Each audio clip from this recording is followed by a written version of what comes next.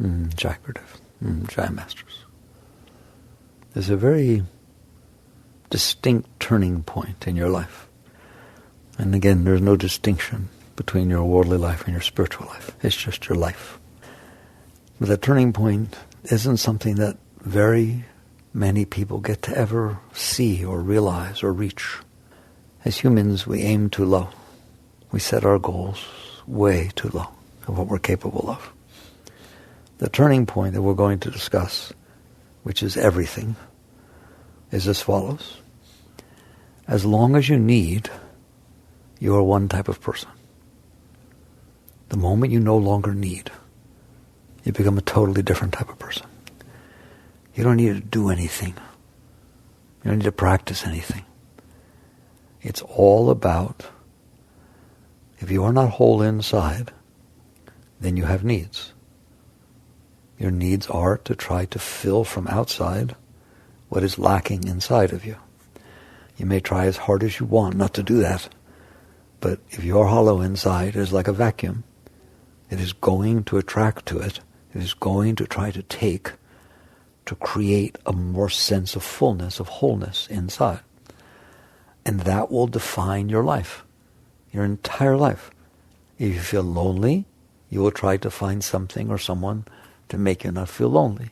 If you feel scared, insecure, you will try to find situations, finances, people who respect you. I don't care what it is.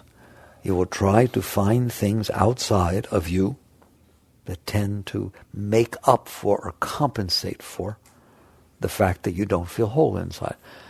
Like I said, we do it different ways. You may do it nicer than other people. Some people use a stick to get what they want. Some people use a carrot. At this level that I'm talking about, that's not the issue. The issue is not whether you're polite when you take from people. The issue is, are you a taker or a giver? No matter what your self-concept is, no matter how you want to think about yourself, while you have needs, you are a taker. You are lacking inside, and you are using the outside world around you, people, places, and things, to try to take, to try to compensate for what's missing inside. Well, is there another way for a human to live? There is, but very few humans get there.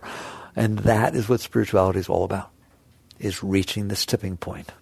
What does it mean? It means there is a state inside of you, whether you know it or not, and whether you believe it or not is irrelevant. There is a state inside of every single person. If you have reached the state of evolution that you took human birth, then you are capable of reaching a state now in this lifetime in which you are whole, in which the last thing in the world that would ever cross your mind is needing anything from anybody ever again for the rest of your life. It's like there's this fountain of joy, of richness, of love, of spirit, of Shakti, of Chi, call it whatever you want. They're all saying the same thing. Master Yogananda said it beautifully. He said, there is a river of joy that is flowing inside of you. Find it, go there, get in, and drown. That is the entire spiritual path. So it's this turning point in which you are experiencing that. Not you believe in it, not it will happen after I die if I'm good. But you are literally experiencing a fountain, an infusion of well-being that is welling up inside of you, that is fulfilling all of your heart and fulfilling whatever it is that would be bothering your mind, and you feel whole. All right? We'll talk about it in a moment. Everybody has felt it for at least a second. All right? Maybe it's the first time you held your child. Maybe it's when you won the lottery. Maybe it's when something that you were scared of, you were told you don't have to worry about it. There was this tremendous sense of relief. Maybe when you fell in love for the first 5 minutes. This happened to you before you messed it up with all your thoughts and problems. But there is a state inside of you in which you are whole. Period. I know it is so hard for people to understand that, to comprehend that. They all think they need to get something in order to be okay. A wise being has reached the point of understanding you need to fix something inside of you to be okay. Then what will happen? Then you will come out into this world and you will give. You won't know you're giving. You won't even try to give. It's just that because you don't need, when you're in the presence of other people and in the presence of anything, it doesn't take anything away from you, and you don't need to get anything from it. So now you're standing in its presence. It's having an issue. It's not at the state that you're at. This is true compassion. It's not at the state that you're at. Why would you not help it? Why? It's like you have nothing to lose. There's nothing. It's not like, oh, I'd rather be sailing. No, you wouldn't rather be doing anything except doing what you're doing, because there's nothing inside you that needs anything. Your rather doing is because you're lacking, and you think that something else. I'd rather be vacationing in Hawaii. Why? Why would you rather be vacationing in Hawaii than doing your job? Because I'm not okay doing my job. Because I don't feel whole. Because it doesn't feel complete. Because I'm overwhelmed. Because I'm tired. Because it's boring. Because, in other words, it's not feeding me. It's not feeding me what I need. And I think Hawaii will. Well, it's okay. I'm just being honest. Or I think getting married will. There, you're not going to laugh at that. I think having another kid will. I think getting a raise will. I think getting my name in lights will. Getting more respect from people. It's really so simple. If you are not okay inside, if you don't feel whole, you don't feel complete, you don't feel you're being fed naturally, spontaneously from inside yourself, then your mind is going to think about what needs to happen outside of you in order for you to feel better. That's what it's going to do. I don't need to complicate the issue anymore, do I? And that's going to become your mindset of what I want and what I don't want. What I want is that which my mind decided possibly, it doesn't tell you possibly, it says this will do it. Your whole life it's been telling you what will do it, right? It just makes up this stuff that if I had this, I'd be okay. It's always about something outside changing. If I had a bigger house, if my car didn't break down, what? Lots of people's cars don't break down. They're not okay. Lots of people have bigger houses. Most people with bigger houses are really not okay. Go check it out. That's what the mind does. So we're building this model of understanding these two lives you can have. One is you're not okay inside. Then you don't have to do a single thing about it. Your mind is going to automatically start to think about what will make you okay and what will make you worse. And that which will make you okay at once, and that's what you think might make it be worse, you don't want. And now you run around for the rest of your life trying to serve that mind and get what it says you need and avoid what it says you don't need. So now there's your whole life. That's it. There's no out. You're just going to go out and do that for the rest of your life. And now it just becomes a question of how well do you do at it. And if you haven't noticed, people don't do too good at it. Like you think if you had enough money, you'd get everything you want and never have what you don't want. You better check it out. They try to use their money to make that happen, but it doesn't tend to work too well, does it? All right? You think if you're the most beautiful woman in the whole world, that all men fall over and want to be close to, and you're just it, Glamour magazine's front cover, you think that's the end of all your problems in life? It just isn't true. It just isn't true. So there can be a moment in which you feel better, but it doesn't last. And I've discussed with you that it can't possibly last. Why? Why can't it last? The problem is that you don't feel whole inside. The problem is you're not connected to the source of love, of joy, of light, of well-being. And because you are not connected, you feel lacking. And now what you've tried to do is fix the lacking that's inside, the loneliness, the sorrow, the depression, the lack of self-worth, etc., that hollowness, that lacking. You tried to fix it, not by fixing it. You didn't fix anything inside. You tried to fix it by having your mind think about what needs to happen outside so that indirectly that will make you feel better inside. It can't work. It has never worked for anybody. It doesn't work. You can't do it. Why? The problem is inside, in you. It doesn't get fixed by somebody else outside doing something. You can't compensate for the problem inside of you with trying to arrange the pawns and people and places and things outside of you. In fact, you go crazy trying to do it. You become neurotic, trying to hold everything together and glue it together. And the part which I just think it's worth discussing for a moment. How do you even decide how it needs to be? I find that fascinating. Each one of you, I care about. How did you decide how everybody needs to be for you to be okay? How did you decide? You did, didn't you? You decide your whole life. You've decided how everybody needs to be for you to be okay. And it keeps changing, doesn't it? You just make up these things. Where did you get these concepts of how everything needs to be for you to be okay? You have had past experiences. Some of those past experiences felt a little bit better for a moment. Well, how do you know just for a moment? Because we wouldn't be here having this discussion if it fixed your problem. It would have been over. You understand that? So, but I'm not saying things didn't get you higher. And you've had those past experiences. And you've also had past experiences where it got worse. Haven't you? And every one of you had different experiences. None of you have had the same experiences. The culmination and combination of those experiences are what I call the data. You each have a different data set in there, don't you? I like computers.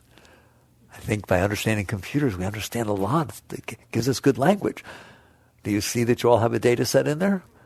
And do you see that your data set is totally different than hers and totally different than his? And that every day your data sets change? Every day your data set changes. Why? Because you get more data. You get different data. So net result is you have this data in there. When you are not okay and you don't feel whole and you feel lacking, your heart, your soul, your being goes to the mind, as it should. Your mind was given to you to help you. You go to the mind and you say, it happens underneath. You don't do it up front. Oh mind, I am not doing well. I'm sad. My heart hurts. I feel lonely. I feel embarrassed by what I said. I'm afraid that so-and-so doesn't like me. See, this is very personal, emotional problems. Lack of well-being. Can we call it that? General lack of well-being. And it goes to the mind. The heart, I used to teach you the heart, goes to the mind and says, help me. I don't know how to help myself. Fear doesn't know how to help itself. Insecurity doesn't know how to help itself. These are things that are like holes. You just get lost in them. So it goes to the mind and says, help me. What needs to happen for me to be okay? Makes me cry to think of that's like a little sister going to their big brother. Right? See, people say, Mickey doesn't like the mind. Mickey likes the mind very much. What I don't like is how you use it. It's a wonderful thing, the mind. You were given a great gift. I see it as a supercomputer that's built in. Each one of you have one. It's a nice thing to have. But you go to the mind and you say, I'm not okay. What does everybody else need to do for me to be okay? That's the funniest thing I ever heard of. You go to your mind and say, I'm not okay, help me. What needs to happen? And I look to the mind with respect. The mind says, I will figure it out. That's what it knows what to do. I'll think about it day and night. You may not fall asleep because I'm thinking about it, but net result is I'm on the job. That's what it says. It doesn't say, no, I won't. It says, give me some time to think about it. And it starts thinking about it. That's why sometimes people say to me, Mickey, you talk about that voice, it's so clear. Why does it talk so much? That's why. See, you can really get this stuff really simple if you pay attention. That's why it talks so much, because you asked it to. You asked it to figure out what needs to happen for you to be okay. And that's what all that chatter in there is, isn't it? All right? What everybody needs to do, and what should you do if you said this, and maybe you should call the person up and apologize. Or no, you shouldn't, because that's weakness. And just all the junk that's going on inside the mind. So the mind tries to figure out what needs to happen. Well, the mind is a computer. How is it going to figure out what needs to happen? It's going to rearrange its data. And that's why you come up with a different thing than she comes up with and you come up with. And all of it's going to be based on your past experiences. If you had nice experience with the color blue, then what's going to fix it is if I get a blue one. If you had bad experience with the color blue, no wonder I don't like him. He gave me a blue one. I'm telling you, it's going to do that, all right? It is going, like, I liked him at first, but then he said something that reminded me of my ex-husband. I don't want to get back in that relationship. He's not your ex-husband. He has nothing to do with your ex-husband.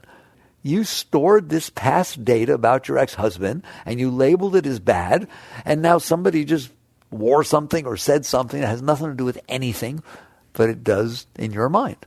And that's what you're doing. And so the mind now makes up this model of how everything needs to be based upon your past experiences. Because that's the data. That's the only data you have, is the experiences that you had. And that's very sad. But people live that way, don't they? They're not okay inside. They take the data of the experience they've had, they make a model, how everybody needs to be and how everything needs to be, and then they literally go out there and try to make it be that way. And they fight with everybody, and they argue, and they connive, and because no two people agree how it should be, we have wars. Big ones and little ones. We have wars in our little private homes, and then we have big wars on the battlefields. And it's all because of this. If you traced it all the way down, it is all because the humans are not okay within themselves, and then they've had different experiences, and then this is how it needs to be, and then they go out there and try to push that onto other people, including their spouse and their kids and everything. That's one way of living. That's what happens when you're not okay inside. So net result is there is a way that works. What is that? You're inside. It always comes back to the seat of consciousness.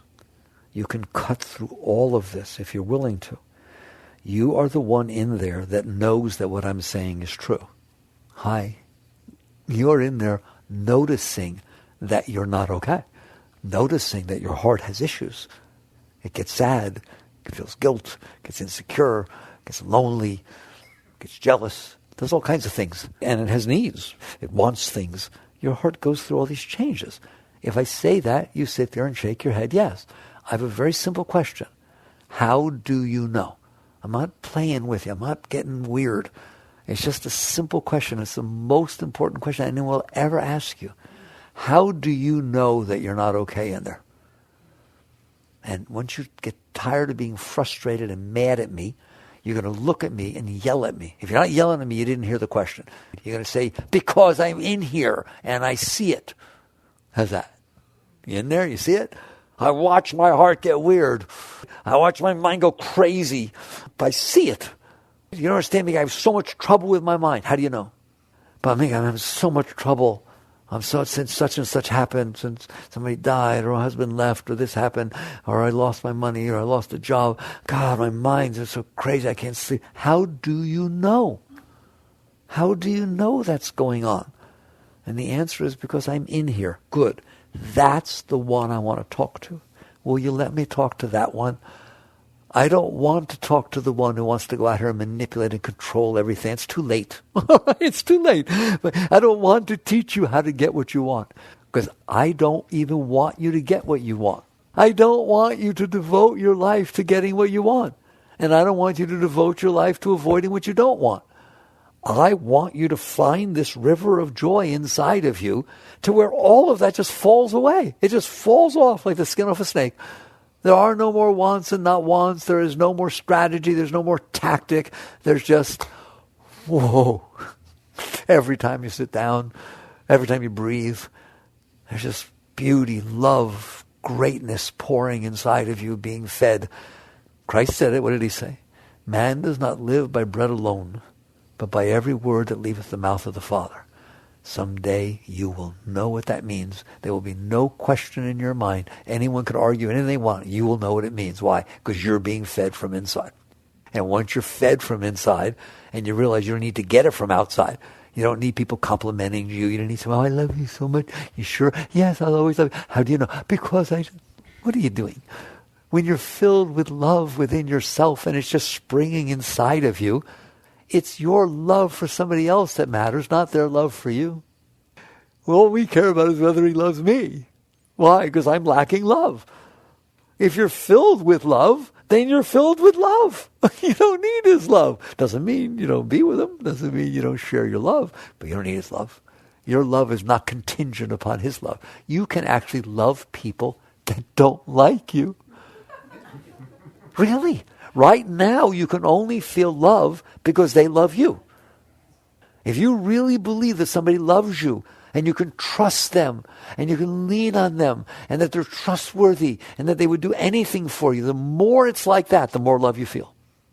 Because you feel safe. The point is you're not okay, And this is making you feel a little bit safer. So when you feel better, temporarily, love can well up inside of you. That's beautiful. When love is welling up inside of you all the time, then even somebody who's not being nice to you, you feel love for me. You feel love. Isn't he cute? Oh, he's adorable. In other words, when your love is spontaneous, your love is independent. It is something that is flowing inside of you. It has absolutely nothing to do with somebody fulfilling your needs. How many times have you loved somebody who didn't fulfill your needs? It's almost impossible for a normal human being, because that's the only way they get love. So you get to the point on the other side where you realize, I have work to do, and the work is on me. My problem is inside, it's on me. And what I started telling you is, if I pushed you to the edge, and I hope it helps you wake up, and asked you, do you notice you're not okay in there? Do you notice your heart does weird things? Do you notice your psyche's weird? It's just weird. It gets hurt over the tiniest little thing. If somebody says something nice to you, they walk away for 2 seconds, thinks they didn't mean it. Or what do I need to do to get them to say it again? It's tough in there, isn't it? Okay, that's a tough audience to play for. Who? You. I ask you, just so we know we're talking. Have you ever walked away from a conversation and had it continuing to go on in your mind, wishing you hadn't said something, or wondering what would have happened if you said different, or wondering whether you should be embarrassed, or whether you should even talk to the person again because, oh my God, huh? Yes or no? All right, how about have you ever not? Just watch in there. Watch how nuts it is. So in other words, you can't even, dogs bark at each other. I guarantee when they walk away, they're not thinking, oh, did they bark well?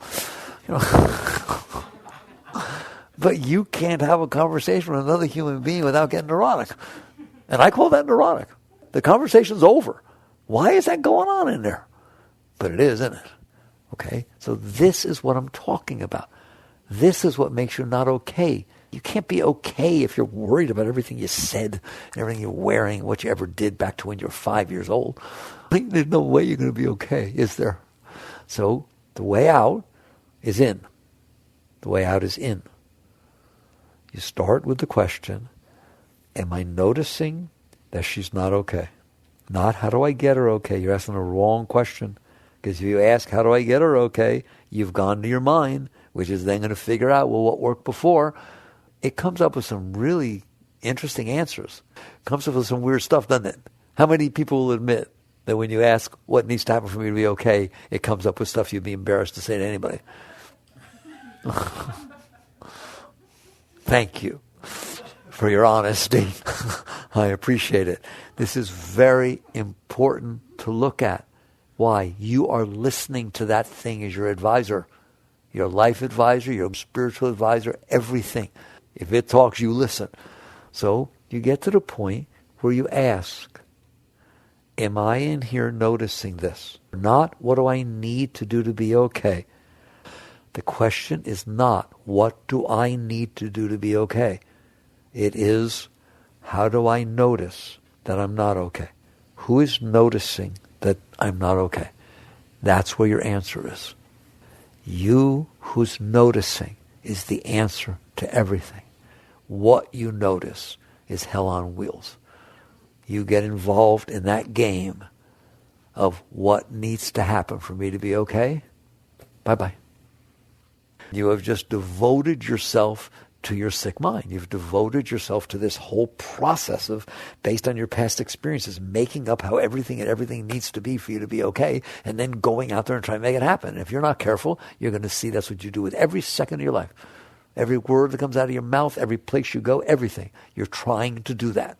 And that doesn't work. How do I know it doesn't work? You're still doing it. You've been doing it your entire life. Your entire life you've been making up how things need to be and trying to make them be that way. And now, whatever age you are, you're still sitting here trying to do it. What does that tell you? It doesn't work. There is a way that does work. It is guaranteed. It is time-tested. And it is so simple, it's ridiculous. It's just that you won't do it. What is that? I am in here noticing that there's this draw, this pull to get involved in what the mind is saying, to get involved in this drama of what needs to happen for me to fix this, what needs to happen for me to be okay, and then participate. It's like a pull outward. You need to learn to not do that. To not have the pull? No, you don't want to fight with yourself. To not go with the pull. You mean I should renounce the world? No, I didn't say anything about renunciation. The world goes about its business. It causes your heart and mind to react and do what they always do. There's just one difference in the world I want you in. You're not interested. Been there, done that. That's how a mature soul is. I heard that song before. It's like these sirens. They all call, right? I have heard that call before. All that has to happen is this, and I'll be okay. If this goes away, I'll be okay. You've been saying it your whole life. And eventually you need to get to the point where you realize, I am in here, and I am the one who's noticing this, and I do not have to participate. That is the spiritual state. Notice it had nothing to do with the outside world, and it had nothing to do with your psyche. Those are tasks you don't need to take on. You start by realizing, I am the indwelling being who is in here. This is my body. This is my mind. This is my heart. If the heart is feeling love, it's my heart that's feeling love. If the heart is feeling pain and loss and sorrow and emptiness, then it's my heart that's feeling emptiness. Guess what? It's me, the same me who's in here feeling the heart when it felt love as feeling the heart when it felt emptiness. There's not two of me. I know the continuity of consciousness. And so you come back to that place inside yourself. That is the answer to everything. Why is that the answer? For two reasons. One is you cease to participate in this absurd game of having the whole world to be a particular way for you to be okay. One, you don't even know what the way is. You keep changing your mind. And two is you will never get it that way. And the worst, that it just makes me cry to say to you, if you manage to get it that way, let's just say you're just Superwoman, you're Superman, and here's a situation, you get everyone in this situation to be exactly the way you want them to be. Really, exactly. They're all wearing what you want them to wear, saying what you want them to say, talking to who they want to talk to, standing as close as you want them to stand and not too close, and treating, oh my God, every single, you've trained them like seals. All right, they're doing exactly what you want them to do. Well, isn't that great? No. Why? Because the moment only lasts for a moment. 10 minutes from now, you're driving home. 15 minutes from now, you're home. 8 hours from now, you're at work. It changes constantly, doesn't it? So if you manage to get one particular situation, as hard as that is, the way you want, guess what? You're going to be busy all over again. It is a no-win game. A totally no-win game. Get everything the way you want, then send your kids off to school. Uh-oh, that was a gross mistake. Why? They're going to get more data. You sent them out to gather more data. Who the heck knows how they're going to come back? What a difference a day makes. You know what I'm saying. I don't want you playing this game. It is a neurotic game. That's why your mind is crazy. Because what you asked it to do can't be done. Make the world in a way that my problems inside don't bother me. So that's one reason it gets better if you don't play that game, is you don't play that game. It's a silly game. But there's another reason, and it's a much deeper reason. And it's what people don't know, but some people know. When you sit in the seat of self, what does that mean? They're words. It means you who notices you're not okay. Who are you? Instead of paying attention to the object, you pay attention to the subject. Instead of paying attention to what you're conscious of, you pay attention to who's conscious. Instead of watching what's on the TV, you sit back on the couch and notice that you're the one who's watching. You are you. You're not the TV. Doesn't matter what channel's on it. Doesn't matter what it is. You are you. Come back to the seat of your being. Come back to the core of your consciousness. Come back to where you're watching from, instead of projecting your consciousness into your mind, which is always busy telling you what to do and then getting all involved. What will happen? Wait till you see. Because now when you stare at your mind and get all involved, then that's what you're conscious of. Well, your mind is already neurotic. We already said that. It's got all kinds of issues and problems, and it's trying to make the current world match what happened to it before. It's just so funny. Square peg in a round hole. Give me a break. So what you're staring at is not okay, so of course you don't feel okay. You're experiencing the nature of a neurotic mind. You're experiencing the nature of a discontented, problematic heart. Therefore, that's what you're experiencing. If you let go of that, not change it, not fight it, not suppress it, no, just cease to participate. If I'm watching the TV, I don't need to throw the TV away to stop watching it. I don't have to turn it off. Do you? I just stop watching it. I stop being interested. If I'm not interested, it's easy to not watch, isn't it? Well, I'm not interested in what he has to say anymore. He's a mess. That's where you get. You're not mad at him. You better not be mad at him. You did it. You're the one who went down into that mind, and instead of saying, what's 2 plus 2? You said, how does everybody else need to be for me to be okay? You might as well learn advanced calculus. There's no way he's going to figure out how everyone needs to be every single moment for me to be okay. I don't even know. Why don't you spend more time with me? I'm lonely. I'm married and you used to spend time with me. Right? Okay, here. Well, not that much. I need some space. Why are you blushing? Because you know you've said that to somebody at least once. All right? So basically, you don't even know. No one knows. So by not participating in you, you're not renouncing. You're not fighting. You're just waking up and realizing you're on the wrong horse. You're staring at that mind and heart, personal mind and personal heart, and you're lost in that. So you learn, and I'll teach you how in a minute. It's not hard, but you won't do it. That's why I spend all my time trying to convince you should do this, and none of my time telling you how. I've been accused of that, by the way. All he talks about is why we should be doing it, and then he doesn't tell us how to do it. Because if you wanted to not watch the TV, how do I tell you how to not watch the TV? Give me a break. Stop it. How? I don't know how. That's weird. All right? And what it boils down to is you're so interested, you think there's something in that TV that's going to solve all your problems. So I got to talk to you, but I got to talk you out of that. That's what I'm doing. I'm trying to talk you out of thinking that the mind you're watching and the heart you're watching is the answer to your problems. They're not the answer to your problems. They are your problems. Okay? And so you come to the point where you realize you got to wake up.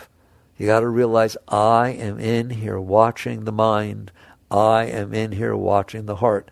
That's who I am, the one who notices the mind and the heart. Now, if you can detach yourself, not by suppressing, but by releasing.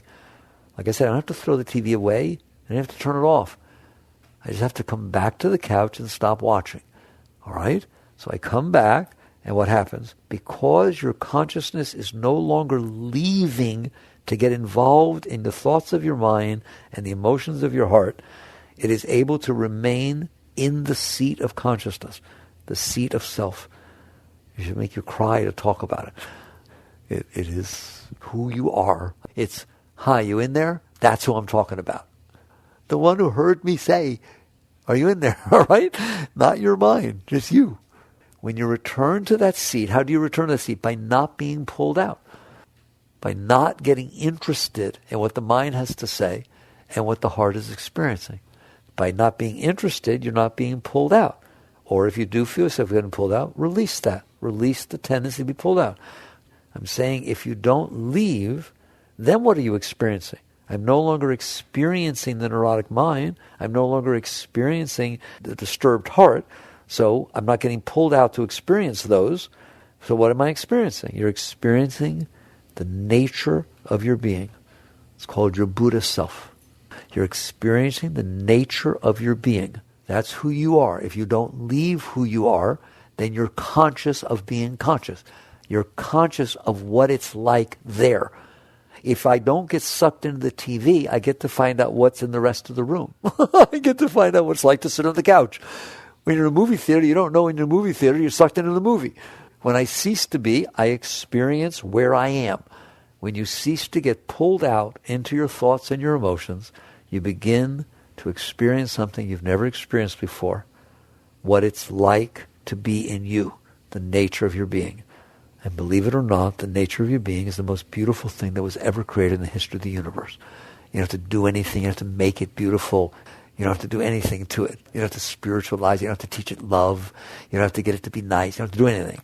The nature of your being is pure spirit. That is what's meant by spirit. And the more you hang out there, the more you just from behind you, within you, you start to experience love. waves of love. Waves, like the highest thing you've ever experienced before. The highest moments, Maslow called them peak experiences. The highest moments you've ever had in your life are the ones where the mind shut up because it was shocked. Oh, it's my baby. Well, for a moment, the mind shuts up. Then, does it have 10 toes? It gets all involved. Again, what's this? Right or wrong, it takes away that ecstasy, doesn't it? Someone says they love you.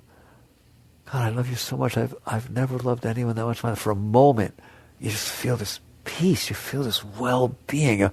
Whoa. And then, but will you love me tomorrow?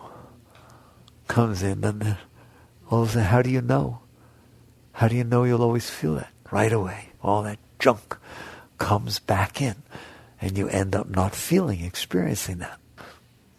And you start realizing that moment that you felt is what I'm offering you. That's what it's all about. Making that moment permanent. Do you know that that moment of that peak experience is capable of being felt all the time? That's your starting place from the moment you wake up in the morning till you go to bed at night.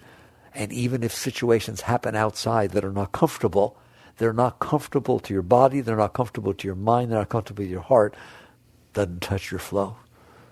Nothing can touch you. As long as you don't leave the seat of self, no matter what's going on that TV, if I ain't let myself get sucked into it, it's not changing my experience of being. And that's what happens to a great being, is you become what's called established in the seat of self. And eventually your experience of beauty, of joy, of love, of this river of joy that flows inside of you naturally pulls you. You literally feel a pull up constantly. It's constantly pulling you up into it. That's your experience. The Bible says, the rush of holy waters. Everything, I'm telling you, all of Buddhism, all of Hinduism, all the Kabbalah, Judaism, all of Christ's teachings, and all of David's Psalms, they're all talking about the same thing once you realize that is inside of you. I love quoting Christ. I told you, I'm a nice Jewish yogi that's madly in love with Christ's teachings. Why? There are a few things he said that they're just what we're talking about. Like he said, the kingdom is within you. Now, what in the world do you think that means? It literally means it's within you. Right? It's like, make it back to that place deep inside of you, which is the seat of you. Hi. You're going to find love, joy, ecstasy, bliss at a level, it just feeds you constantly. All right? So basically, the whole journey is for you to wake up and realize, I'm in here. I am not my mind. I am watching my mind. I am not my heart. I am watching and experiencing my heart. I am certainly not the world. I am looking out through my senses and experiencing the world. Who is this I? Because the truth of the matter is, when you pull back to that level and rest in that, that's the only way you're going to be okay. And the funny part about it is, people sometimes say to me, but will the mind stop giving me trouble? I don't like to say yes, because then what you try to do is straighten your mind out. When you're done and you sit deep within the seat of self and you're being fed that way, the monkey mind falls away. It stops doing that neurotic thing. The heart stops going through its moods and emotions and all that junk. Why? The reason it got broken is because you went to it and said, I'm not okay. What needs to happen for me to be okay? Imagine if your mind felt unemployed. Right, you woke up in the morning, it didn't need to think about anything. It's unemployed. That's why I don't talk about meditation. I'm terrible. I don't talk about anything. Because what you mean by meditation is, I have a monkey mind, I need to shut it up. I want you to not have a monkey mind. Now, you'll have to meditate to get there. All this stuff they're teaching you, that's fine. I just want you to understand what's going on. Your mind is neurotic because you told it to be. You are constantly going in that mind saying, fix it, fix it, fix it, fix it. What needs to happen for me to be okay? What needs to happen for me to be okay? I'm begging you once. Don't ask what needs to happen for me to be okay. Ask, who am I that's noticing that it's not okay? That's one step back. Simon says, take a step back. Just keep taking a step back. Don't fight. Don't struggle. Just keep taking a step back. And you're going to find it falls away. Take some time. Falls away. Then something bigger happens. Learn how to let go of that. Then something bigger happens, and eventually, no matter how big it is, I ain't touching it. Now, when I say that, I ain't touching it, what I mean is, I'm not touching what my mind has to say about it. I'm not touching about the solutions that my panicky mind, it gets panicky because it wants something, it gets panicky because it doesn't want something. It gets weird. I'm not touching it. That's my relationship with my mind. You get weird, you're on your own. You want to do 2 plus 2? You want to tell me about the cosmic creation and all kinds of stuff? I'll listen. I'm interested. I like that stuff. But you want to talk to me about how everybody needs to be for me to be okay, or what if she doesn't like me and I was... You're on your own, kid. Have a good time. Yukteswar, a great master, taught Yogananda, an ignored guest quickly leaves. That's what's being taught. It's not about fighting with it. It's about being willing to say, I'm sorry I asked you to do this. I'm firing you. You don't need to do it anymore. Stop trying to figure out how everybody needs to be for me to be okay. I can handle the state of my heart. I can handle what's going on. I'll deal with it inside. You don't have to do all that. Whoa, what a whole other world. To literally go to parties or go to work or come home and do it not because you need anything, not because you're expecting anything. You're just having fun. You're just living your life. You're just going place to place and experiencing what's there. And there's no expectations and there's no right and wrong that way. And it's just very beautiful. So you settle back into the seat of self and the rest will fall off. It just falls off naturally. And the next thing you know, you're walking around from place to place happy. For absolutely no reason. You hear a bird sing, it makes your day. Literally, just joy is welling through you for the rest of the day because you heard a bird sing. And then somebody says something mean to you and your heart gets weird for a minute and then it's over. Because you don't care. People want to be mean, let them be mean. What's it got to do with me? Heck, if I'm coming down because I'm afraid someone's going to be mean or because somebody said something, then this is when you become a spiritual being, is you live in the seat of self. All right, so those are the teachings. And we talked about there's 2 ways you live your life. There's 2 types of human beings.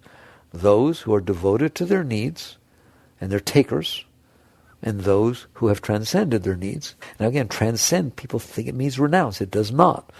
It means I've settled back into the seat of self where all my needs are being fulfilled spontaneously within myself. I am self-effulgent. I am whole. I am complete. I have not renounced one single thing. You know, I got this thing against renunciation. People just misunderstand the whole thing.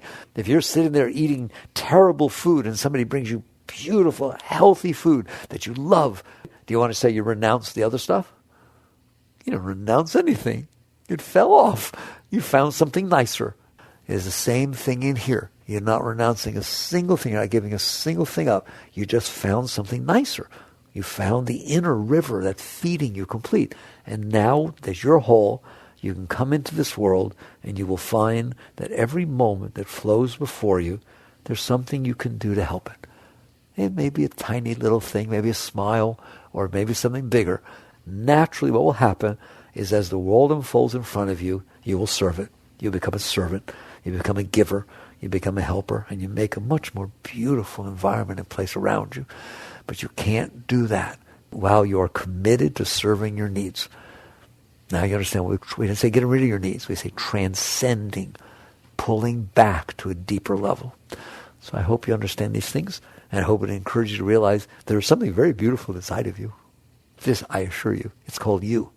All right? You are the most beautiful thing that walked the face of the earth. There's nothing more beautiful. It is the nature of your being. You've just devoted yourself to the wrong part of your being. So your work is how to change that. Jagrata.